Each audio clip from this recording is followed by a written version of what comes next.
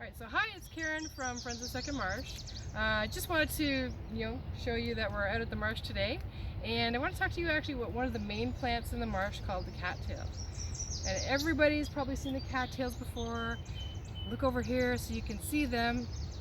They are actually, you'll see they look like, actually right now the seed heads are all fluffy because that's what they do this time of year and in the fall. So all the tall grassy-like type plant is the cattail, and that cattail is actually, well, why we have, it's called the cattail marsh. And the cattail is actually a very important plant for the marsh, and one of the things it can do is actually it helps to filter out pollutants that are in the water. It is a great habitat for a lot of the plant or the animals that are living out here. For example, the red-winged blackbirds that you might hear in the background, they make nests out of the actual old cattails, and they live in them, so it's great habitat for them. Plus swans, geese, muskrats, everything like they love it. They use the cattails for that. Plus people can use them too.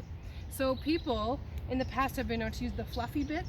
That when the flower goes to seed, the fluffy part at the top, it'll actually stay dry when it's nice brown on the outside. They're not like that now, but in the fall they are nice and brown on the outside, but they're dry on the inside, and they can be used to stuff into coats to keep them warm. The Native Americans used to do, and this plant is also edible. So the edible part of this plant, like there's actually several parts that are edible. Native Americans used to take the roots, and they would use the roots, dry them, grind them into flour to make the flour that they had last longer through the winter if they didn't have enough. They'd even use the fluffy bits for stuffing into coats. One of the parts that I've actually eaten and I like to eat that's kind of tasty, though I don't recommend you do this unless you're if you know your allergies, or just do it carefully or responsibly, because eating wild plants is not always the safest thing. It can be tricky, but these are small cattails here, not that one, but these are small cattails here, and if you pull one out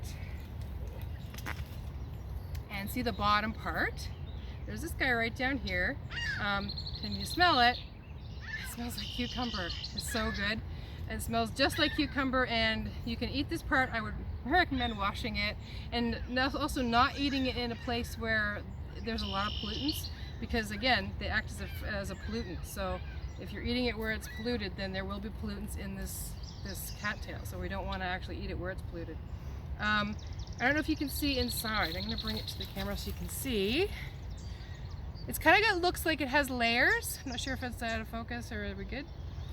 So it actually when you taste it, it tastes kind of like onion because of the layers, and potato and cucumber mixed together flavor-wise. So it's really cool. You can see the different layers.